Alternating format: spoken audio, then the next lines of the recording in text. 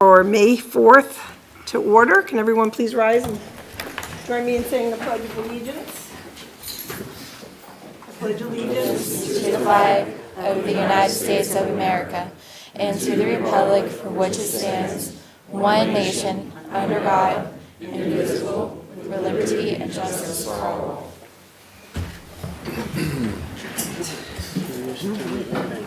Okay, I'm going to just read the announcement of policies. The town meeting is recorded by electronic means, and the meeting will follow an agenda.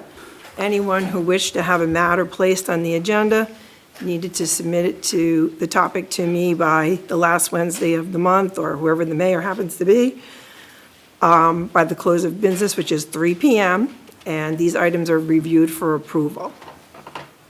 So, I don't know how well y'all can see the agenda up there, but the first two things on the agenda are some public hearings, and I'm going to turn Recording this in progress. over. Can you get a little closer to the mic, please? The mic is only for people online. It's not going to make me any louder, sorry. I'll try to talk loud, I don't usually have that problem. All right, Gary? The town charter resolution was reviewed, discussed, and introduced at the March 21st, 2022 work session. The notice of public hearing was published in a newspaper having general circulation in New Windsor. In accordance with town code, both the notice and resolution were posted on the town website and bulletin board. So we need We motion. have introduced that as a resolution, so now we can have further discussion if there is any, or we would have a motion, and assuming there's a second, there could be further discussion on that. Just for anyone's edification who is interested, we went through the charter, and there are many changes, but very few of them are substantive. There were still a lot of gender-specific references in the charter. The mayor will sign his name, things like that. So they have been removed. There were some prior practices, the clerk treasurer shall do X, that the clerk treasurer was no longer doing, so we modified that. So it looks impressive. There's, I don't know, 30 pages of it. But there's very few things like that. Instead of provide, we have make available. On the very first page, the old language was the inhabitants of the town, and we all thought that sounded a little strange. So we made that the residents of the town. Nothing that we would have bothered to change by itself, but when we were doing a global review of the charter, which we hadn't done in many years, we made those kind of changes. So after, assuming that this is adopted tonight, the process is that it will be advertised in the newspaper. It will be available here in Town Hall, posted and available for review for 40 days. It's very biblical. If at the end of 40 days no one has done what is necessary to move it to referendum, which require a number of signatures and a whole lot of other stuff, that if there's sentiment to learn, we can get that information out. At the end of that period of time, it becomes effective. It is adopted tonight. It is not effective until the advertisement runs and the notice period elapses. Thank you for that explanation. Does anybody we've discussed this at several meetings. Does anybody want to have any further discussion, or can I get a motion? I'll make a motion to accept the changes to the town charter for the town of New Windsor. Okay, second, anybody? I'll second. All right, we have a motion and a second. All those in favor? Aye. Okay. All right, next, public hearing on the FY23 budget Okay. ordinance. Basically the same drill, just a different date. The FY23 budget was introduced at the April 6, 2020 council meeting. The notice of public hearing was published in a newspaper having general circulation in New Windsor, and both the notice and ordinance were posted on the town website and bulletin board. So, No, I'm just smiling. Actually, we had adoption down under new business, but now we can take that part out okay. because we've done that. We're just double duty in there. Oh, yeah, we could do it again. So again, we've discussed this several times, so I think we were all in agreement that we were where we wanted to be the last time we discussed it. If someone want to make a motion? I'll make that motion. Okay, And I'll second. all right, we have a motion and a second. All those in favor? Aye. Aye. All right, great. Thank you, everyone. Thank you, Gary, and thank you, Michelle, for all the hard work on that. All right. Okay, Deputy Calusi, you're in the hot seat. There's only one seat left here. Or you could. For those of you on Zoom, Deputy Calusi has entered the room. All right, the next thing on the agenda is the mayoral appointment, and I'm just going to read you all, because I know not all of you were here the last time we talked about this. I'm going to read a couple of things to you. Just a little background. Mayor Green resigned on March 23rd, 21st, which made me the interim mayor, because I'm the vice president of the council. The council, the town code reads, vacancies. In case of a vacancy in the office of mayor for any reason, the council shall elect some qualified person to fill the vacancy for the remainder of the unexpired term. Any vacancies on the council or in the office of the mayor shall be filled by favorable votes of the majority of the remaining members of the council. The results of such a vote should be recorded in the minutes. So basically, we started off by having a conversation amongst ourselves. Did anyone want to be the mayor? For a variety of reasons, none of us do right now. So then it was decided to have a process where we would invite folks to basically put in their information and their qualifications. Councilman Hoffman suggested that we draft what we thought were the qualifications, and we had a good lively discussion about that, but this is what we came up with. There are 6. The ability to effectuate a strategic vision and plan for a municipality the size of New Windsor. Ability to build, maintain, and leverage relationships to further the town's vision. Demonstrated experiencing and managing or relevant business experience of like size and complexity of New Windsor, to New Windsor. Demonstrate the ability to provide dedicated time to the mayoral position. Previously demonstrated a commitment to improving and participating in activities for the benefit of New Windsor, and demonstrated ability to collaborate with the town council and committee. And we had some detailed breakdown of some of that just for discussion in our meeting. We had another closed session. We were 2 people submitted resumes and letters of interest for the position. We had a meeting to discuss those, closed session. Somebody remind me of the date? That would have been the work session. Was it the last work session? So that was what, the 18th? I think so. Something like that. So anyways, then we just decided to think about it until this meeting. So that's what we've done. And so at this point, my job is to ask if anybody on the council wants to nominate one of the candidates and then call for a vote. So that is what I'm doing. Council? So based upon the process prescribed in the new Windsor Town Code, and based upon my review of the documentation provided by both candidates describing their qualifications that address the requirements developed by the town council and published on the town's website, I make the motion to nominate Neil C. Roop for mayor of New Windsor. Okay, we have a nomination. Do we have a second? I will second. All right, there's a nomination and a second. Any discussion? Okay, all those in favor? Aye. Aye. All right, so we have 4 in favor. So that's it. So the next step would be that Mr. Roop will have to go to the county and be sworn in. And whenever he does that, I will hand over the hat of mayor to Mr. Roop. But for now, I'm the interim mayor, and the next thing on the agenda is my report.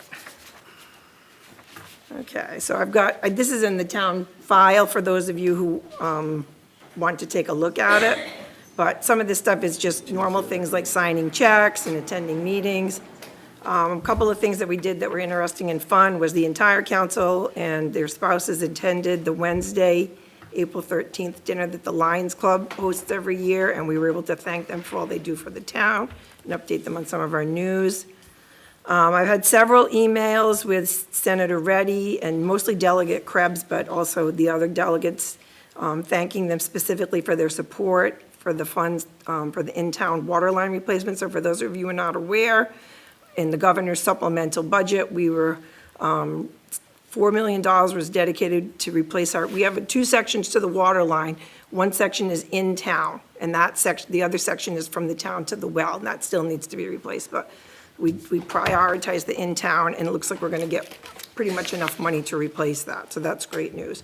And the other thing is we got 3.4, I don't remember the exact amount, something $1 million to help us with our ENR upgrade, which is the upgrade that we need to do to the sewage treatment plant to keep the effluent levels to the specified, to law. So basically, those are going to be huge helps, and we, as a council, and the former mayor, soon-to-be mayor, had advocated for those funds for years, and obviously this is a good year to get money because the state's got a surplus. So that's good news. So I've been corresponding with them quite a bit. I attended the Historical Society Gala along with Councilmember Hoffman on the 23rd, and I was able to talk with Commissioner Wantz because I know he also advocated for that funding, and thank him. And I was able to talk with him about some concerns we have about the state highway streetscape project where they don't really seem to be funding what we asked them to fund. So he was going to look into that for me, and I had another email with him today. So hopefully we'll get some clarification on that. Let's see. Oh, so very importantly, every member of this council, all their spouses, most of the staff, 4 community service volunteers, and 1 resident showed up last Saturday morning too. So if you see how pretty all of our parks look, you can thank those folks. They all spent several hours. We figured just in one park alone, it would have been about 24 hours of time to just one person. So that was all free labor that the town got, and I want to just thank all of you for coming and for your families for helping or giving you up for the morning, because obviously Councilman Hall's wife has 2 little children. She was doing that job instead. So that's a couple of other little things in there, but that's pretty much it. Any questions? All right, I did forget to mention that if anybody wants to discuss a concern, you can come sign up. We're going to give anybody who comes up 3 minutes. So that's right here if you want to come up. All right, the next person is Councilmember Gribben-Lindeman to do community enhancement. Okay. Oh, sorry. I'm sorry. Councilwoman Schultz, Interim Mayor Schultz. I'm prone to daydreaming, but did we miss the approval of the? Oh, we did. Thank you. Let's back up. All right, so Dana emailed out the minutes from the April 6th meeting. Did everybody have a chance to look at those? And I assume there are no changes since she didn't hear from anybody. All right, so I need a motion to approve those minutes. Make a motion to approve the April 6th minutes. I'll second that. All right, we have a motion and a second. Have a vote? All those in favor? Aye. All right, thank you. Councilman Cornick. Back to you, Sharon. All right, good evening, everybody, and I have 4 things that I've been working on. One, the thing that just went by that Councilwoman Schultz was saying is the town cleanup day, so I was pretty involved in that, getting the flowers and things and kind of organizing that a bit, so I think that was very successful, and I want to thank everybody for coming out, and I think it looks pretty nice now, so take a good look at the parks. I think they're looking You good. need to give yourself a little bit more credit than that, Sharon. For everybody's benefit, Sharon had several page-long diagrams and written instructions for every single park, and she had specifically gone out and bought plants and flowers to do certain arrangements of color. She's an artist, so that was obvious, and it's going to look fabulous, so, Well, yes, thank you. yes. I love doing this kind of stuff, so you put me on the right committee. So. The other things I'm working on is we have our Memorial Day celebration coming up, and we have changed the day and time of that because Sunday evening at 6 o'clock just seemed like kind of not a great time. I couldn't get people to really want to participate at that time. So we have changed it to Saturday morning, May 28th at 11 a.m. And we do have, the Scouts are going to be, the Boy Scouts are going to be coming to provide the color guard for that. I have called the American Legion. I'm waiting to hear back from them to see if maybe we can have a veteran or two come and speak to us that morning.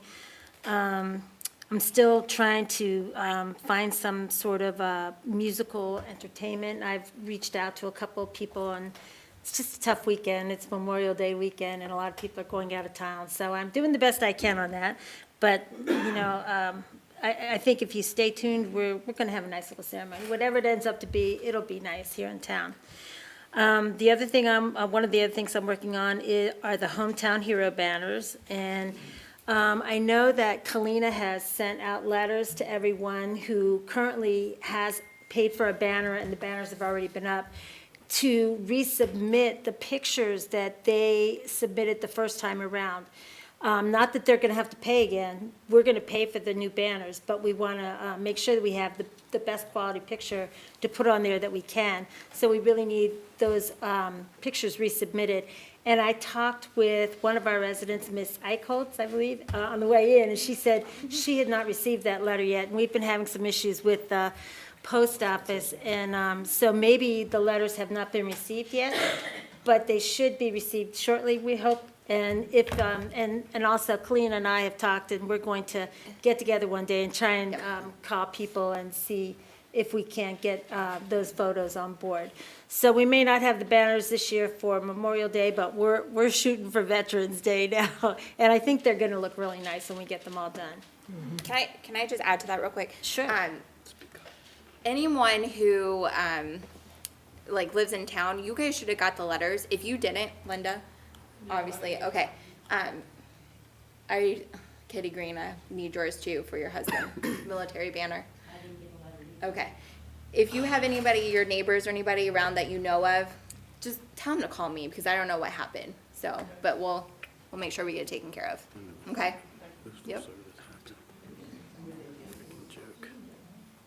If you didn't get a letter and you have a veteran in your family, just let Kalina or Sharon know, because we've had a lot of trouble with things we're mailing. They're just disappearing, so, yeah, sorry about that. It's out of our control, unfortunately. Yeah, thank you. Anything else? Yes, the last thing I'm working on is Music on the Main, and our next meeting for Music on the Main is next Tuesday, May 10th at 7 p.m., and maybe you can post that on Facebook as well, and, you know, we'll be going through all the, you know, all the things that we talk about, you know, all the vendors. If you know anybody that wants to be a vendor, please have them contact the office, because that's what our big hunt is right now, to find the vendors. So that's pretty much all I have, but I'd be glad to answer any questions if anybody has them. Any questions? No? Okay. All right. Public Works, Councilman Hoffman. Good evening, everyone. Public Works has been busy mowing, weed trimming, and maintaining the town property.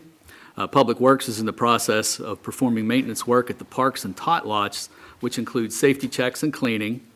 They're continuing yard waste pickup. As a reminder, pickup is scheduled for the first and third Tuesdays of the month. Bulk trash was held on Saturday, April 30th, at the Public Works facility on Gear Lane. 3 dumpsters were filled. I had a good turnout there, and the Public Works crew did a great job having everything coordinated down there, and I appreciate them coming in on Saturday to handle that for us. Public Works turned on the water at Lions Club Park, so if anyone wishes to rent the facility, they need to contact Kalina at the town office to schedule the use of the pavilion and the bathroom. Some future plans they have include painting curbs, repairs to the tennis court area, including sign repair and replacement of the tennis nets. The Planning Commission did meet in April. The Planning Commission was joined by Emily Ann Meyer, who will be performing project support for the Planning Commission as we work through the update to the comprehensive plan. Emily is also in the crowd here to Colorado. If you'd raise your hand, that's Emily, so everybody can meet her. And the Planning Committee continued to work on the comprehensive plan. We reviewed all 16 maps contained in the plan, and we are continuing to work that project. Our next scheduled meeting is 23 May. Thank you. Any questions? Can I just add one more thing? Sure.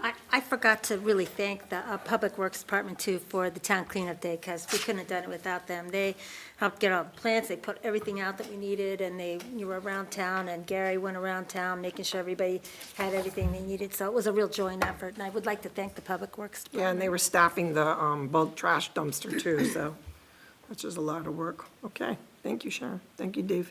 All right, next is Water and Sewer, Councilman Hull. All right, so the Public Works Department were able to make the following repairs the last month of April. They were able to add a check valve to the chlorination tank, some fans, and the Hillside Incinerators booster station, which will help with the summer heat, keep from overheating. So some of the future projects that they're going to be working on are putting piping upgrades in Hillside Well, the Snyder's booster stations, pipe repairs, and also exploring new water sources that could help offset some of the main water line need. Another project that they're going to be working on with GMB and MDE is cleaning and repairing the chlorination tank. So they're hard at work, just like always. Any questions? No? All right, thanks, Will. All right, Public Safety, Councilman Cornet. Good afternoon, everyone. Thanks for coming out. I did have a follow-up meeting this past month with Terry Seuss from the Department of DOT and SHA in reference to our questions about our famous corner here at Route 31 and Church Street. So the impetus of this whole question was, could we have a potential study done to figure out what we can do to make that intersection, that specific intersection, a little more safe for our pedestrians and drivers. During that discussion, we actually talked about all of 31 from Main Street down to, beyond, down to the railroad. And then specifically, further, we talked about speed in our communities, which everybody's concerned about. So just over this, 2.5 months, I've had people just randomly come up and say, what are we going to do about the speed in the town? And the time that it took to actually set up the meeting and, kind of coordinate a meeting gave me a little more time to go throughout the community, this community and others, and try to gather some information. But during this specific meeting, what I think are going to decide to do is address it when we address the streetscape project, which we're hoping to get started. But initially, one of the things that we talked about coming up with was an idea of bumping out the pedestrian curbs to kind of give the appearance that Route 31 is a little less narrow, so that maybe we can calm the traffic. If you go through other small towns like ours, specifically Mount Airy, Sykesville, when you're driving through their main street, they have on-street parking like we do, but those curbs are bumped out in a way that it gives you the visual appearance that you can slow. It kind of calms the traffic down. People generally slow down because there's cars parked there and they're pedestrians that can cross. The other thing is, we talked about pedestrian crosswalks. I think we have them, but freshening those up and making those a little more visible, and maybe even putting pedestrian, if we can do this, crossing signal or crossing signs at those corners might allow us to kind of slow the traffic down.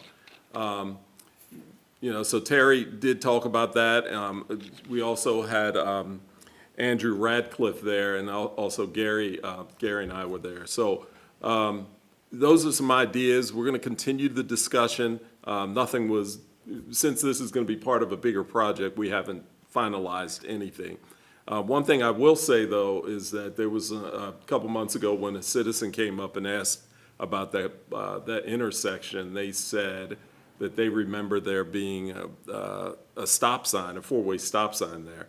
Now, I visualized that in my dreams one time, but I know that it never happened, and I confirmed that never happened. So, but that is off the table. We're not going to put a stop sign there. First of all, it's a state highway, so we probably, I mean, that's part of it. The other thing is, there were discussions about speed humps. And I actually, you know, my visits around other towns, I was in Ellicott City, in Sykesville, and there are a couple places that do have speed humps, but they're not looked upon favorably by Public Works, and I get that because you don't want to destroy, you know, the valuable property we have doing for snow removal. So there's going to certainly be further discussion on that, but we'll have to keep investigating ways. But you know, speed is certainly a big topic in small communities, and you know, I think if we're creative, maybe we can find some ways to utilize the speed humps. The other thing they talked about was rumble strips, which certainly I'm sure the folks on 31 right there would love to have the rumbling sound of, you know, to go along with the train at 10:45 every night. So, you know, I don't mean to make light of that. I just want to say those are items that we talked about. And, you know, I think if we keep working at it, and I certainly will, we'll be able to speak of the train. We'll be able to come up with some solutions that are viable for the town. Certainly, safety is a big part of that, and I'm gonna, since I'm head of that, I'm gonna keep working on it, so that we have a safe place for citizens to walk. I mean, just Saturday when we were doing the town beautification, it gets dicey at that corner, even on a slow Saturday or Sunday. You kinda have to pay attention, so, not kinda, you definitely have to, so.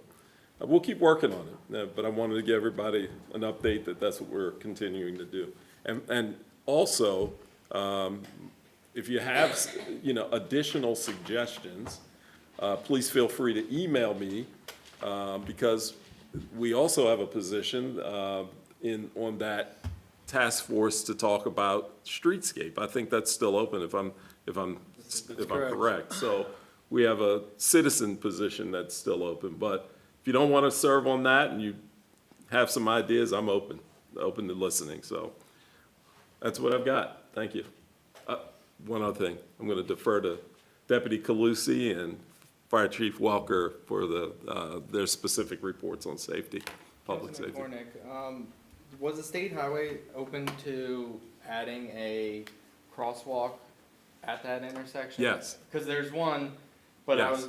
I was thinking more On 31. across. Yeah. Yes. So if I wasn't clear about that, Okay. what I'm envisioning was an actual square, you know, for All four crosswalks. corners. So from all four corners. And part of the streetscape program, I'm sure will have, you know, ramped sidewalks and, you know, but yes, that's the vision. So that because you're right, when you're on 31, you know, I called it a straightaway, and, you know, we all are immune to it because we see it all the time. But I think when drivers get a little bit of tunnel vision going that way, we kind of need to kind of box ourselves in a little bit to slow things down. But yes, is the answer to that question. One other thing, as of today, Director Terry Seuss started a new position with the State Highway in Hanover, Maryland. So our interim director for the county will be Andrew Radcliffe. So he was great to work with on that conversation, and I think he'll do us, you know, be a benefit, you know, for the town in dealing with him. In addition, you know, we have a friend at State Highway state level now that with Terry moving over to that position. So congratulations to her, and I think that does it for me.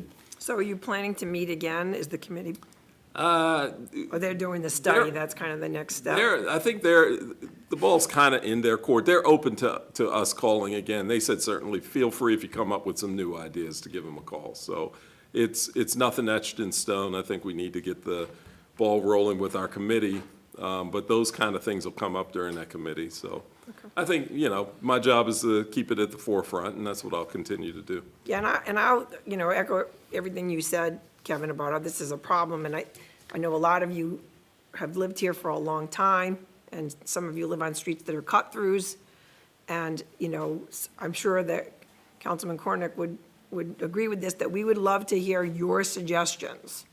Because we've talked about it a lot, and there's been, it's kind of, if you don't live right around here, you wouldn't even know, but they took away several parking spots at this intersection here, and they put lines on several of the streets to make the road narrower, and I think, and we made the turning on Lambert certain times a day, although I see people ignoring that, but I think it all helped. But I think this is gonna be something the town's gonna have to constantly, I don't even want to use the word battle, but that's what it feels like. I remember Deputy Calusi and I talking about this, and I talked about it with Deputy Towson often, that most of the people that are speeding through town don't live here.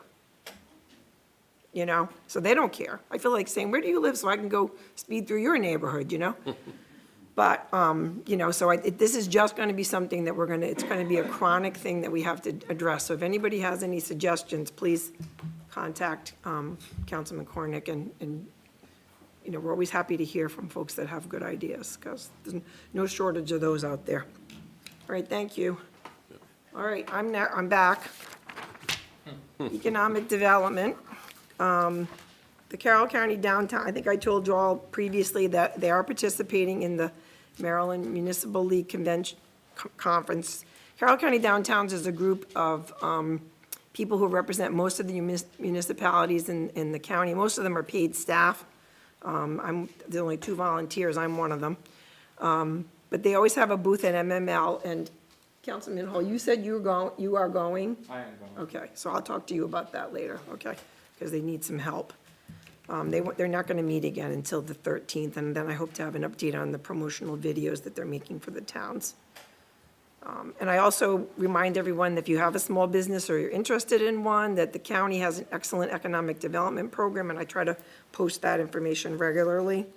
I'm continuing to represent New Windsor on the Human Services Program Board of Carroll County, or HSP, and just remind everybody they still have money. If you are having trouble paying your water bill, or if you know anybody who's having trouble to pay the water bill, they have funds available to help with that, and Kalina, I know, gives that out when folks contact her about that. I was also contacted by their homeless services coordinator, who's new, and she wants to come and talk to our future council meeting, so more on that. And I got an email today from somebody from Habitat for Humanity who also wants to come and talk to us about whether or not we need help rehabbing any houses in town, so I'm not sure where that will go, but I'll follow up on that. So any questions? I'm sure I don't skip anybody like I did. All right, Gary, Town Manager Dye, you're up. Okay, myself and Public Works Director Myers met with GMB, our town engineer, on Thursday, April 28th, at Town Hall to go over several projects that they're working on for New Windsor. The Blue Ridge Pump Station upgrade, GMB will be finishing up the drawings and specifications in the next couple weeks, and will submit to town for review. Town manager to reach out to SHA, Andrew Radcliffe, which was mentioned earlier, about the storm drain approval. The proposed site development as part of that upgrade will increase the runoff slightly to the stormwater system that is state system, so we need their approval on that. The wastewater treatment plant ENR preliminary engineering report, GMB will be providing a draft report to the town for review in 2 to 3 weeks. The Maryland 31 water main improvements, myself and Director Myers did a thorough review of the 95% plans now that the funding is in place. And we provided red line markups as well as a comment letter to GMB. And they're going to be revising the plans per our comments to get those plans to 100%. This will require a change order because the engineering design contract only has approximately $1,000 remaining. And so GMB is going to submit the change order to make those changes and get the plans to 100%. We also discussed GIS mapping and drawings. GMB has done some GIS mapping of the town's water, sewer, storm drain system, primarily in the old town section of New Windsor. We are going to, Wayne and I want to expand that GIS mapping to include basically the subdivisions, Atlee Ridge, Blue Ridge, the reserves, and Snyder Summit subdivisions. and GMB will provide a breakdown proposal to focus on these areas. And we want to move towards having all town utilities, storm drain, water, and sewer, scanned in, incorporated into a GIS system, most likely what's called ArcGIS, and use a cloud-based browser to access our data and drawings. So after the entire systems are input into a GIS system, we will be able to use it for capital projects and planning, water and sewer modeling, and will make Public Works job much easier and efficient, among other things. So that's a step in the right direction, something I think we really need to focus on doing. Councilman Hall mentioned earlier, we're also working with GMB on the chlorination tank cleaning and improvements, and then additional alternative water resources. So there are 2 more projects that we're discussing, just getting started with GMB on, so more to come in the future on those projects. That's all I got. Great, thank you, Gary. All right. Public Works Director Myers, who is not in the room, you're up. He might, I'm not sure if he's there. I don't think I see him had- there. Here he comes. Hey, everybody. I really don't have anything today. Gary gave a lot of my report, and Dave and Will, but I'll have plenty at the work session. Hey, Wayne, I just have one question for you. This is not to put you on the spot tonight, but just if you could start thinking about it, I think it would be helpful for maybe you and Dave and Gary and maybe even the crew to meet, because I know you've had an increase in staff recently, and I think it would be helpful for us to hear, how you're gonna be using that and what the priorities are gonna be for Public Works, just for the council and the residents to know that. So, Okay. no hurry, but if you could just put that in your to-do list, that would be great. Anybody have any questions for Director Myers? Okay. You scrolled down on me, Will. Is Community Deputy next? Yes. I can't see. Community Deputy Calusi? Make sure you can be heard, yeah. Good evening, everybody. The Carroll County Sheriff's Office, between the dates of April 1st to April 30th, responded to 37 calls for service within town limits. Out of those calls for service, only 4 required reports, which were the following.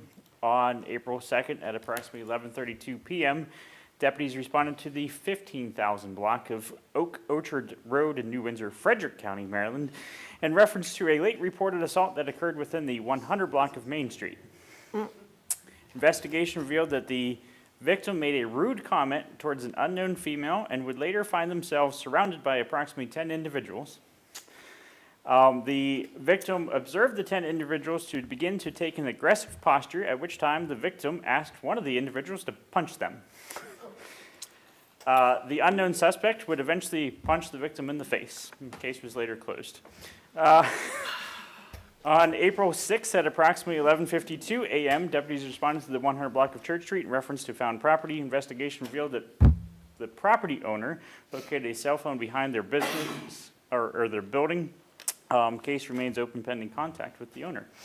On April 11th at approximately 4:26 p.m., deputies responded to the 100 block of Church Street in reference to a burglary. Investigation revealed that unknown suspects entered the residence by unknown means and removed currency and power tools. The case was later suspended due to the lack of evidence and witnesses. On April 24th at approximately 1:02 a.m., deputies responded to the 100 block of Church Street in reference to a domestic in progress. Investigation revealed that known parties got into a verbal argument about walking to 7-Eleven, which would later turn physical. Both parties were unable to advise on how they received their injuries and would later contradict themselves with their stories. Both parties were referred to the District Court Commissioner's Office to file their own charges. Case remains open. That is all I have. Thank you. Never a dull moment. Thank you, Deputy Calusi. All right, next up is Fire Chief. Is there anybody here from the Rec Council? I didn't see anybody. I You're not invited doing them. that anymore, are you? Or are you going to help out? I invited them, but Okay. I think they're getting their feet underneath it. We have a new person representing them. All so- new. Everybody's new, right? The whole board? The whole court, yeah. Okay, all right, so hopefully next time. Thank you. Good evening, everybody. Calls for the month of April, 17 fire calls, 83 EMS responses. Brings us year to date with 100 fire calls and 297 EMS responses. Just a reminder that as school comes to an end and the weather gets better, kids will be out more and lots of cookouts and pool time. Keep an eye out for the children on the street and in the pool. Our carnival this year is June 9th through the 11th. Inflatables for the kids, great food for everyone, and don't forget our Tuesday night bingo through May, and then we're going to take the month of June off, and we'll be back in July. That's all I have. Great, thank you. Thanks for all you do. I do have a question, not to put you on the spot. Are you doing the pit beef sandwich sale this year? No, just for the carnival? Like last year, you kind of had the drive-through? They've been sporadic. Okay, So it's whenever the crew gets time.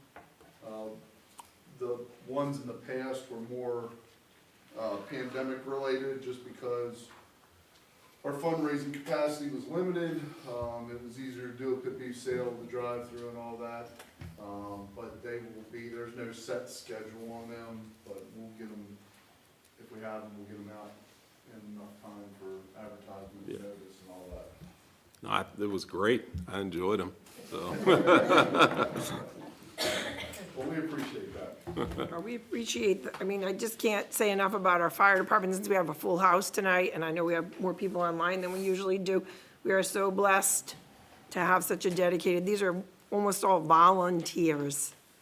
And I saw they have a sign out that they need volunteers. Always looking for more people. So if anybody's interested, I'm sure the chief would be happy to chat with you or pass it on, right? Certainly.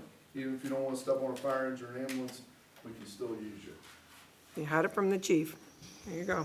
All right, thank you. All right. Treasurer, Nothing to report at this time.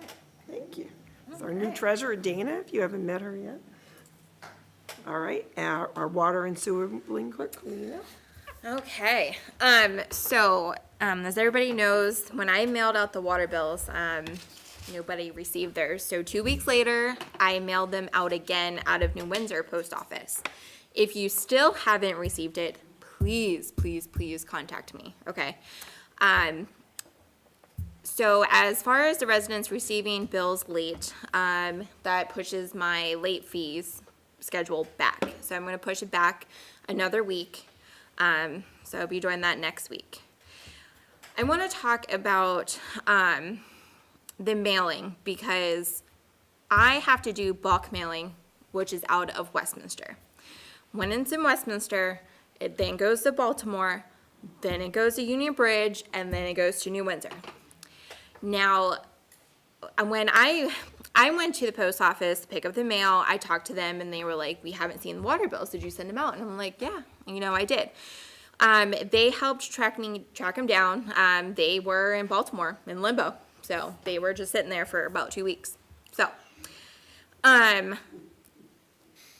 pricing wise, bulk mailing requires 400 or more pieces of mail. As of right now, I mail about 550, 560 bills. I email about 120. So for a year, bulk mailing, which includes the permit it's $590 a year for the bulk mailing permit. Plus the postage to mail the newsletters and the bills is $2,158. Now, if we did this with regular postage stamps, I just go to post office, buy all the stamps and put them on, it would be about $2,343. So it's about a difference of $185, but since I had to remail those again, that was another $280. So it's up in the air. right now on what we want to do. Because if we do want to cancel the bulk mailing, Gary and I are going to work on a letter and mail to the postmaster in Westminster. Because, I mean, this isn't the first time this has happened. It's happened several times. And it's truly frustrating. It's frustrating to me because, you know, I want to make sure that the bills are out. I don't want to have to charge late fees for people who literally didn't get the bill. So, I would like to see us have people sign up to get emailed bills and newsletters. So if you would like that, contact me, okay? And then we could do that. And if we can get below 400, that would be ideal. So I need about, I think it was about, what, 300? Yeah, so I need about 300 and some more people to, yeah, for us to break Well, and even. there's a cost to the town for Kalina having to do double and triple work. I mean, that's not free. You know, we're paying her to do No. that, and she's not getting other things done, so, you know, It's, you know. luckily, I mean, when I did do the water bills, I went to the post office and did the stamps and everything. It only took me an extra hour and I sorted everything. So, I mean, everything was sorted. I sorted by road, by post office box, which was, they were grateful for that up there. But, I mean, it's honestly, it's a complete hassle to go to Westminster and do the bulk mailing. Well, and you all sent me the email or copied me on it. They emailed is it the postmaster in Baltimore? No, we contacted, I contacted Senator Raskin. Oh, that's what it was. Yeah. And then he got Asked about, yeah. told him about the problem we were having, asked about if it was possible to get bulk mailing back here in New Windsor, and it was a definite no. And also, I did check, actually, Stacy, the postmaster in New Windsor, called Frederick for me and see if I could do the bulk mailing there. But I would have to cancel the permit in Westminster, and then, and then I would have to apply for the permit in Frederick. So it wouldn't even make any sense to do that, so. Yeah. Is it possible to add like maybe a sentence at the bottom of the water bill that says contact you Yeah, if you would like to 100%. email it? Yep, 'Cause yep. I think just getting the word out to say. Yeah, absolutely. And we can post that on Facebook, too. Yeah, we post on Facebook. Next time I do the mailing, there's a section that tells me I can put a message.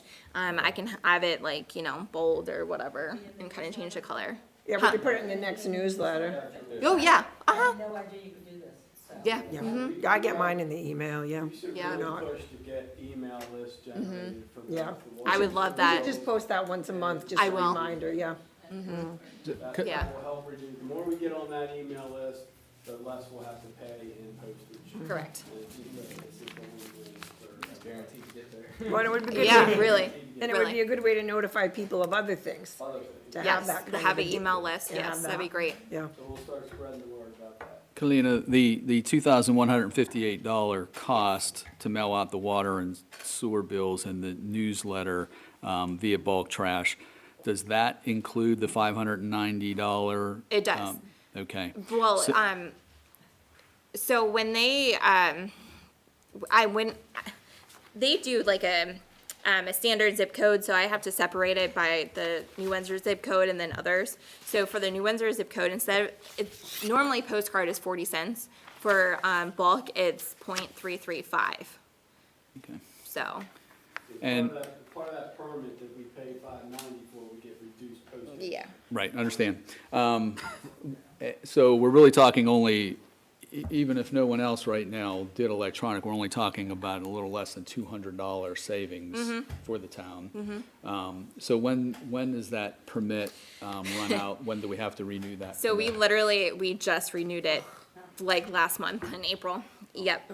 So that's why Gary and I were thinking about putting a letter together and kind of being like, look, Well, and just list, you know, obviously list all the problems. we right, and have. see if we can kind of get that permit.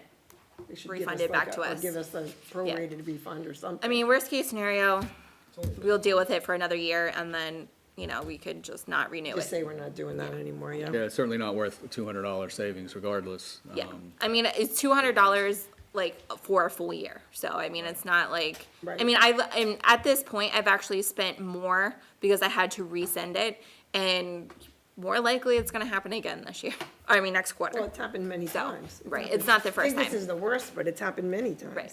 Not just that, I mean, it's also you driving out to Westminster, driving I'm usually back, gone between 2 to 3 hours because it's, waiting in line. yeah, you know. it's all, it's a lot that goes into it. But yeah, it's easier just to walk down there. No. Now, the letter that we got back from Senator Raskin's office basically said there are, I mean, you guys can cut in if I don't, basically there are set sites that can do bulk rail because they have people who are especially trained to make the process efficient or something like that, and I was like, Right. and I was like, They specifically said in that letter too, that the reason why it's in Westminster is so that we can get better service. No, yeah. no. So, anyway, that's, we tried that and it didn't work, so, well, thank you, Yep. Colleen, I appreciate, I know that's Absolutely, no your problem. devotion to that process. All right, is Nicole on, Code Enforcement Officer? She is. Is that her down the bottom, NB? Yeah. Nicole, are you there?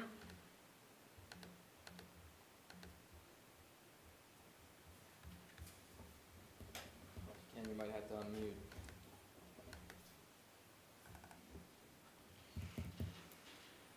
Can you unmute her? Text her, hold on. Yep, okay.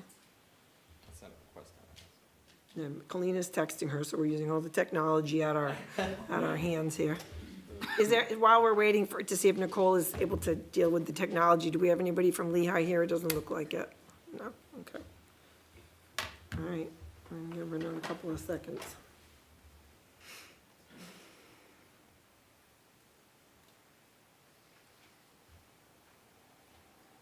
The report is in the folder. Yeah, I saw it. I don't remember anything outstanding in it. Did anybody else look at it? Basically does a spreadsheet with. There Yeah. was some open and closed. I can go through it if you. Yeah, want. why don't you do that while, Let me pull it up. She left.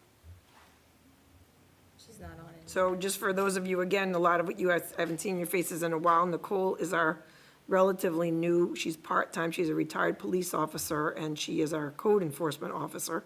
Just something the town has needed for a long time, because when we have violations of our code, we just basically had to handle it on a, somebody complaining basis, because we didn't have the staff to actually go around town and, find problems and address them and go through the process that our code calls for, and Nicole's been doing that, and Not on. Oh, she's So- back on, oh, okay. Try again with her. She logged off and logged back on. so this is what she's done recently.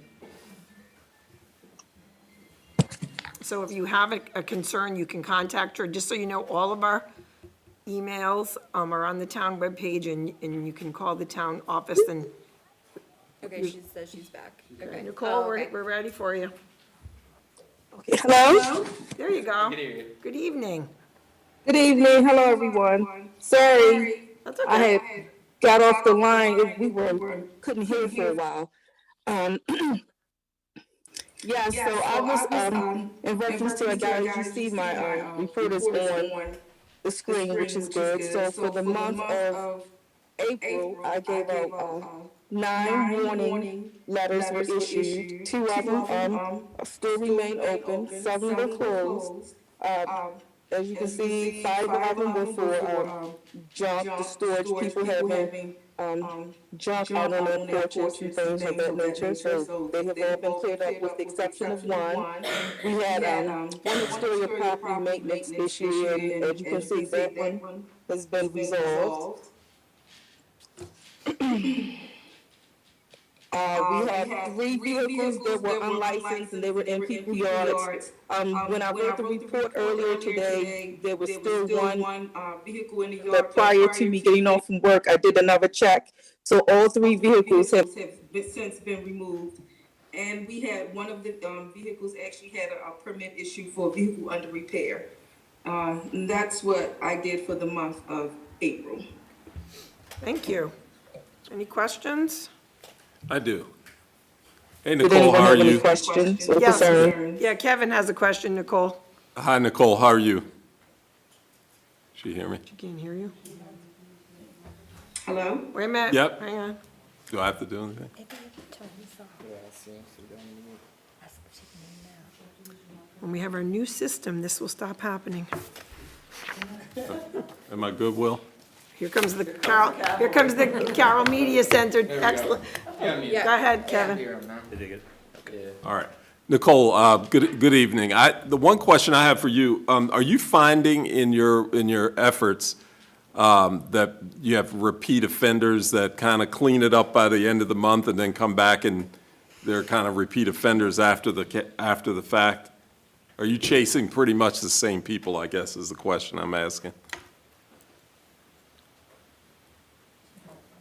She doesn't get lost again. Hello, was that question for me? Yeah, it was. No, I'm sorry, no, you guys are having technical difficulties. We just had a whole bunch of static at home. So could you repeat your question, please? Sure. So first of all, good evening. This is Councilman Cornick.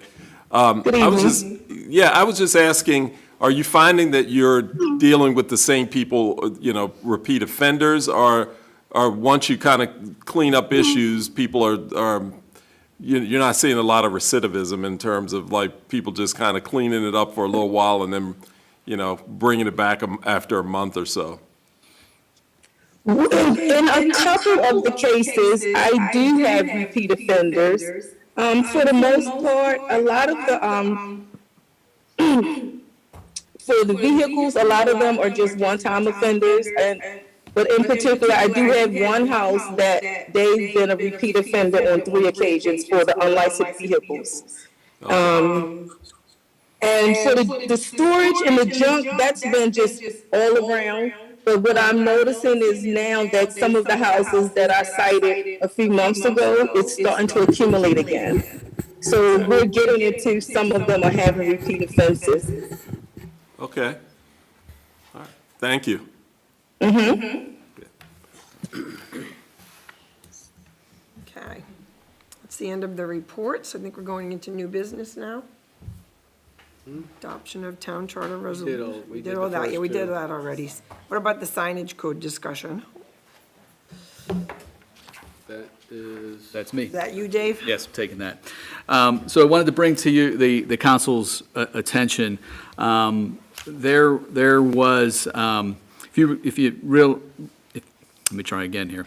If you noticed out at the Huber site coming into town, they have placed some banner-type signs on the side of their building advertising products that they carry. Bill Sheeman, our zoning administrator, was made aware of this, and doing his due diligence, checked the town code, and there is a violation of this by having these banner-type signs. Bill had talked with the Planning Commission chairman, and we had kicked it around at our last meeting and talked about it. And right now in our town code, we only have signage language for all zones within the town. So there is not a specific business-friendly type zoning for the light industrial area where Hoover sits. The Planning Commission feels that there should be this kind of language in our signage verbiage to allow Hoover to have these kind of signs out there. So the Planning Commission is going to have our town attorney draft verbiage to put into the town code that would address this. Does not change the verbiage for town proper or other businesses, specifically for the light industrial area. So what I'm bringing it to your attention is this is going to happen. The town planning commission is going to review this, and when we're satisfied, obviously it gets kicked to the town council for review, public hearing, and approval. So there's lots of steps that need to happen. But we feel, and I believe the zoning administrator also feels that this type of signage out in the light industrial area is a business-friendly concession that we should make, and our code should be reflective of that. So bringing it to your attention that we're going to do this. If there's any extreme pushback from the council, certainly address that and pump the brakes a bit. But if not, we're going to move forward with that. And when the language is drafted that we are comfortable with, we will be pushing it to the council. Michelle, did I do that? Or Mark, did I do that justice? Okay. Sounds good to me. All right. Well, we certainly want to be, you know, it isn't right here in the community in the historic district, it's out, you know, on the state highway, and we certainly want to be business friendly, so I think that's a good idea. Thank you for that, everybody. All right, the next thing on the agenda is the June work session date, which is the 20th. It's come to my attention that that is a state and county holiday. So as we have done in the past with, when a holiday falls on a Monday, we move the work session to the next day. So that would be the Tuesday, June 21st. So if that's okay with everybody, let's just change our calendars accordingly.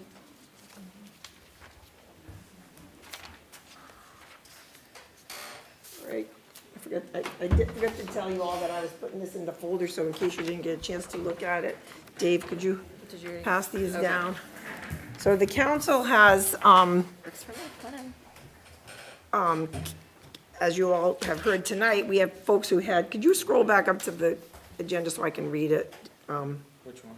To the council report. So we have council people who, as you know, responsible for community enhancement, public works, water and sewer, public safety, and economic development. Well, in addition to being the head of your own committee, as I've given you, you each have I guess a co-chair or a member who's another council member. For instance, on my committee, it's Council Member Gribben Lindeman. So we have been remiss in not meeting. So I think that I'd like to give you all a charge while I have the power to organize a meeting with your, the other council member on your committee, and maybe even think about whether or not it's appropriate to include any of the staff or even residents, depending on what you do. I also took the liberty of adding to the title of my committee, Community Outreach, because I do a lot of that in my job, and some of it's not economic development oriented. So, yeah, we could, I mean, you can see it, if everybody wants to see it, it is in the drive. It just basically lists the council member and the other council member who's in that committee. So maybe, you know, obviously not necessarily before the work session, but maybe before the next council meeting in June, if we could all try to organize a meeting. Doesn't have to be a, you know, just to sort of maybe start talking about what we want to do. Because I did notice one thing. There was, under community enhancement, there was no asterisk for Lee.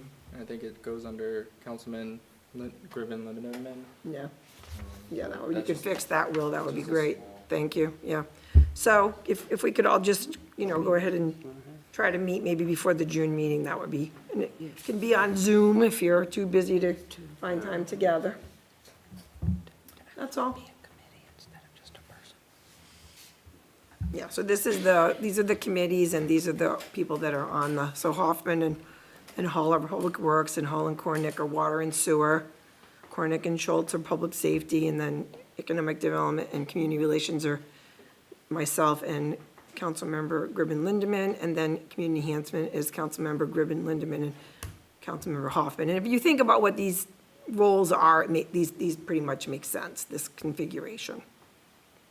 So we've all taken on a lot more than we used to, for those of us who are older on the council, and the new folks have really stepped up, so I think this is a good time to continue that by getting our committees going. All right, old business. I guess I'll start with that.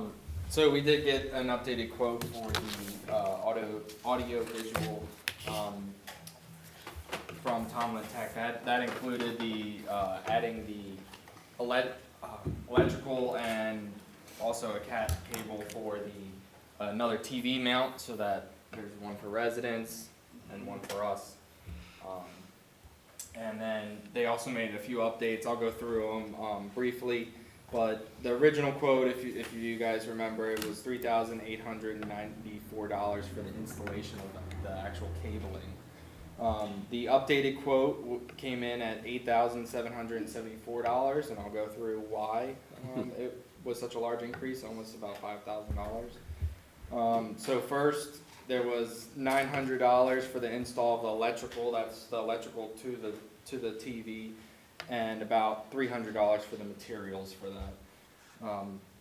Another expense that CMC made us aware of was the SDI audio cables. That is to the 3 cameras. There's an audio cable, and the reason for that audio cable is so if one, as we've experienced tonight, if one audio feed gets muffled, they can switch to another one and not have that robotic sound, if you will.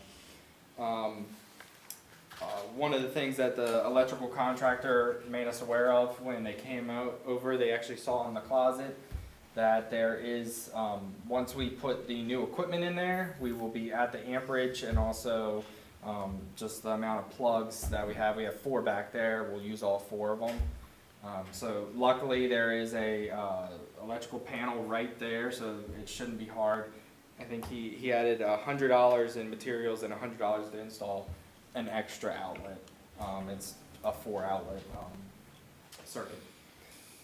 The bulk of the increase though was they, instead of CMC, in the original quote, CMC had 16U rack, which basically it would just mount on the wall, hold the equipment.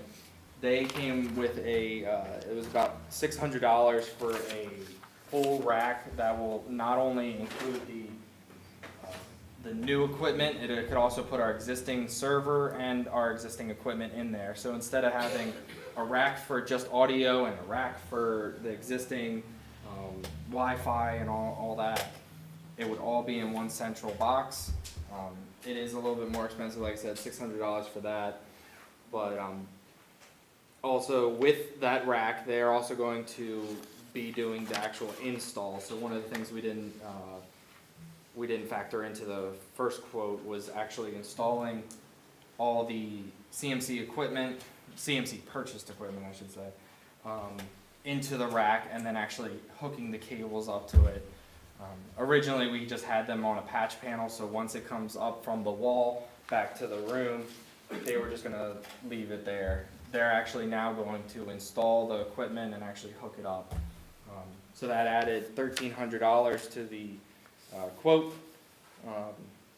So that made, you know, a little bit extra here and there for, they added colored cables at the, so that you know which one to plug your laptop into versus which one you plug the audio cable into. That was only $100. But that is just for the Tomlin Tech's installation of the cabling. Now, as we noted for the original estimate from CMC, there also is the equipment that's needed, the microphones, the back end where it feeds into.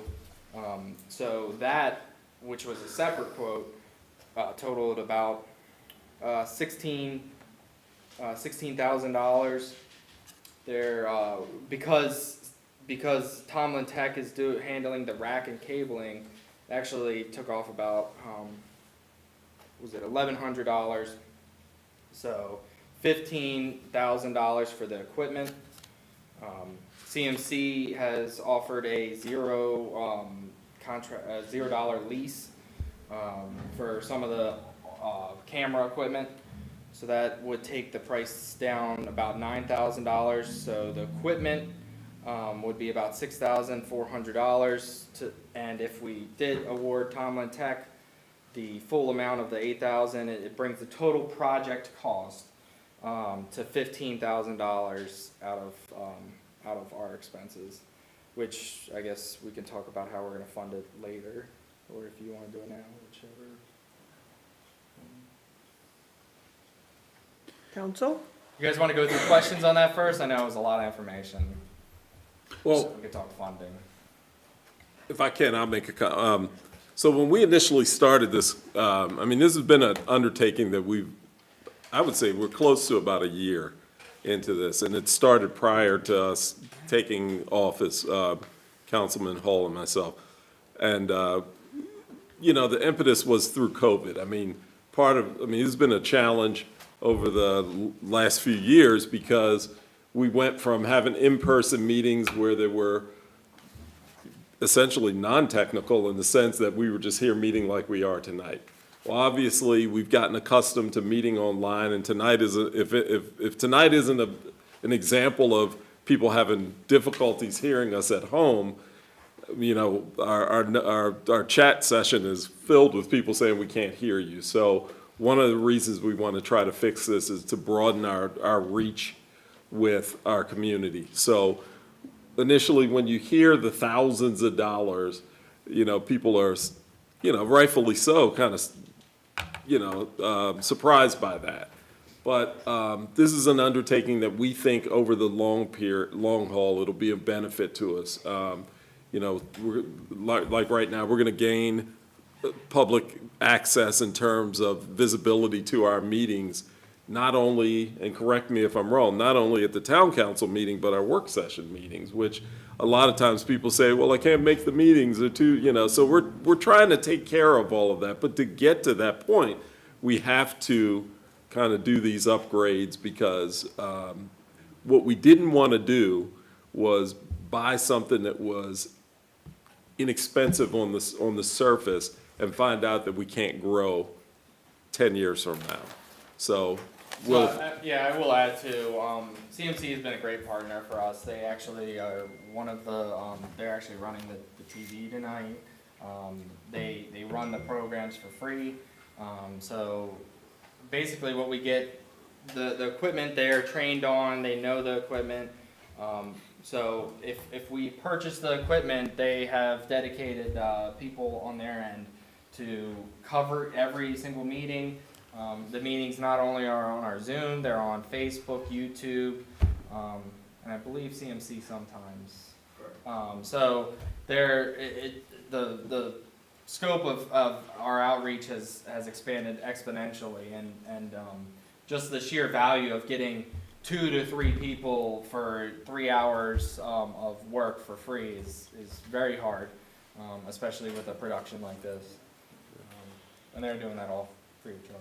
So just on the surface, I mean, just so folks can see that, well, I don't know if we can bring up that floor plan that we had that CMC provided us, but essentially, like Councilman Hall said, we're going to have another TV in the back, and, you know, again, this is all for, you know, for the people that do come out to the meetings.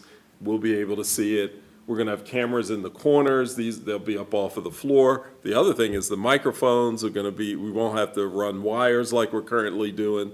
So it's going to be an upgrade. It is a little bit of a spend. I think one of the things, and this will probably start the discussion about how we fund it, but I thought if there might be avenues for us to use some of the COVID money that we received to pay for it. So yeah, we have discussed previously that the ARPA money has a provision just for this expense, so we could dedicate a portion of that for this.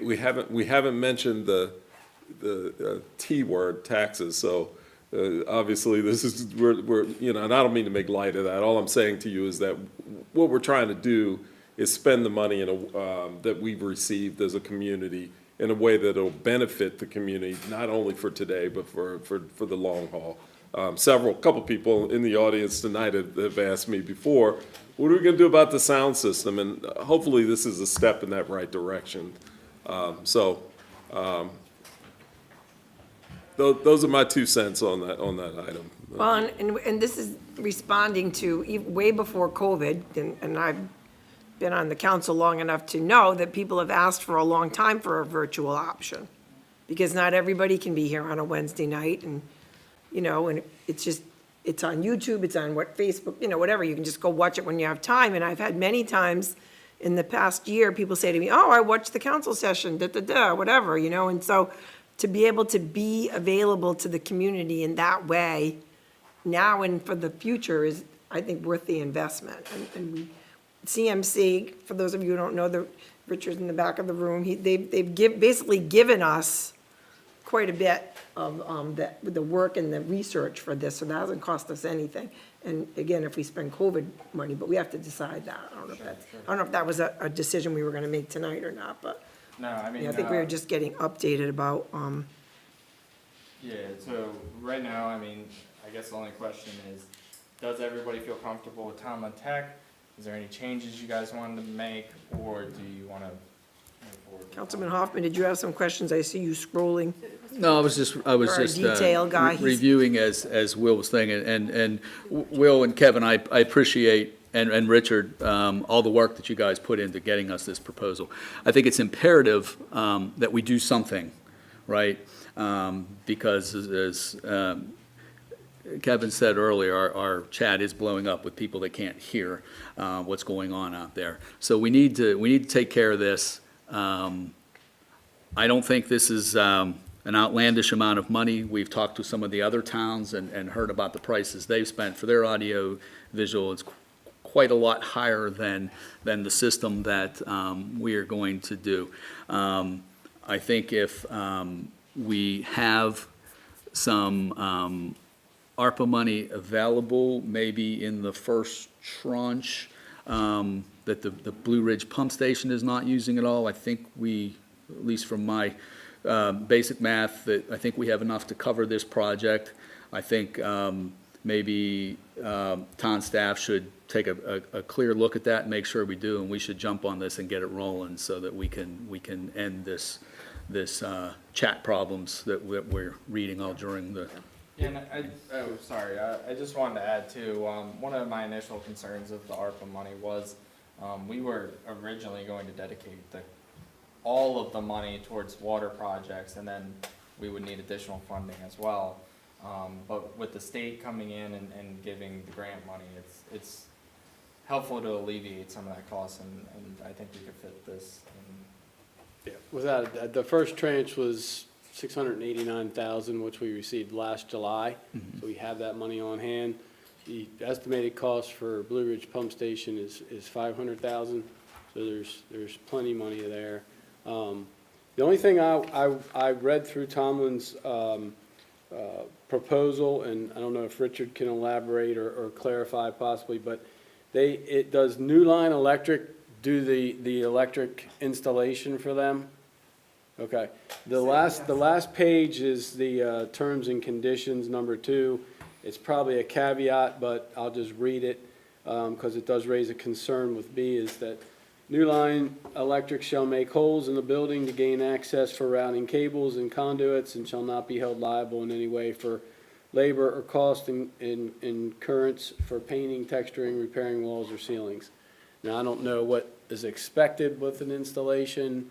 Typically not a lot, but I just wanted to point that out. It's probably a caveat that they do put in there. Yeah, so actually the New Line Electric is just for the electrical work, for the TV, and then also in the back room from the panel to the, they're just gonna do a drop straight down. So that shouldn't, back there shouldn't be. He said from in here, he's gonna go up, he's just gonna run the cable up into the ceiling. Okay. And he can connect into anything up there, but yes, I don't know. Yeah, I mean, back there in the utility room's not a concern. It was more out here where it's gonna be visible, so. Dana, did you have something? I have a question. So it's putting electric on that wall, correct? So we can have a TV? About the same height of what So that. why can't we do a projector and just focus it on that wall, and you take out the electric for that wall and a cost of TV and mounting? We could. I don't know if that would. The only concern that I do have with that is I do know the cost of projectors are quite high. I don't know if it's cost They're, projectors. I mean, you can get a projector like $2,000, and when you start talking like that, it's usually just cheaper, yeah, just buy a TV. TV. And you know, honestly, their electrical work was $900 for the install. That's for both. So let's say probably $700 to actually run the line there. It's Yeah. not bad, especially with the price of copper lately, which I've found has grown. Yeah, hasn't everything. All right, thank you for all your work on that. So I'll reach out to Tomlin and I'll ask them the question. Yeah, that's, Okay, the other thing we have under old businesses is the American Rescue Plan Coronavirus State and Local Fiscal Recovery Funds, or SLFRF. yep, that's another acronym in a mouthful there. Just wanted to give everybody an update that on April 20th, Clerk Treasurer Mangus and myself were able to submit the required documents. Yay. And first project and expenditure report on the U.S. Treasury's website. The required documents are a one-time submittal, and our next project and expenditure report, due to our size of what we're classified as a municipality, won't be until this time next year. So it wasn't easy, but we got it done before the deadline of April 30th, and no news is good news. I haven't heard anything that we're missing any information, so we're assuming they're good to go on that. I know that was a lot of work so thank you to both of you. That was But that's it. not any kind of an easy process. All right. Residents' concerns, and nobody signed up. Does anybody need 3 minutes to share a concern? Not a concern. You have to come over to a microphone, Mr. Root. State your name and address, please. I'm gonna pay you back. I just want to thank the council for your vote of confidence. I look forward to working with all of you. I know how dedicated you guys have been in the past year. You've had to step it up, and I appreciate that. And hopefully the residents have seen that and appreciate that. And I'm looking forward to getting back into that position. So again, thank you for your vote of confidence.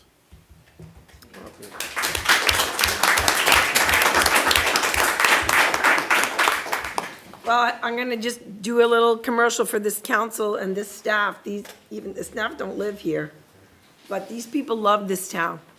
They love this town. And you don't always agree with what we do, but we do what we do because we love this community. So just know that. All right. Any other announcements? We've heard about bingo and the carnival. Just one quick one. I know you switched your June Yep. work session meeting. Yep. I'm still not going to be able to be here. That's fine. You're going to be, I'll be out of country. yeah, whatever.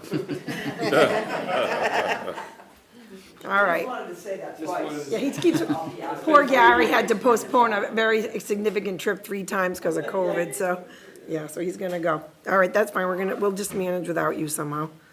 All right, any other announcements? Anybody in the room represent any organization in town that you want to let us know about an event that's coming up? Come on over to the microphone, Miss Teresa. Sorry. State your name and address, please.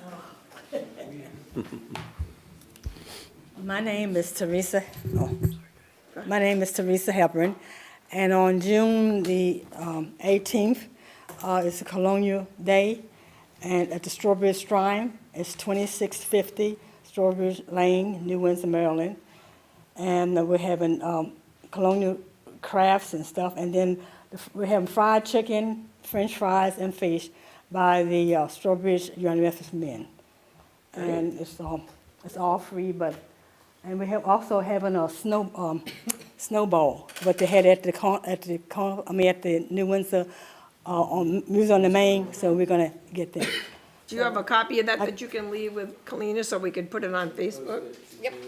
Yeah. Facebook, For newsletter. those of you who don't know, the New Windsor is the home of Methodism in the United States. And this is an event that's held at the homestead for that.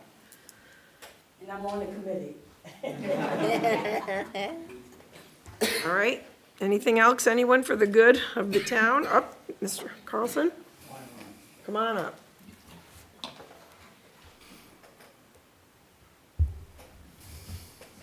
My name is Dick Carlson. I live up in the reserve up the hill, and we're going to have a multi-family yard sale on the 21st of May, and we have 25 families currently signed up for that.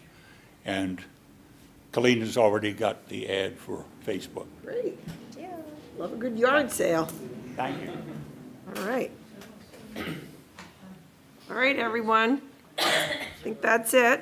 Can I get a motion to adjourn? I'll make that motion. I second. During my last meeting as mayor, I hope. We're adjourned. Thank you for coming, everyone.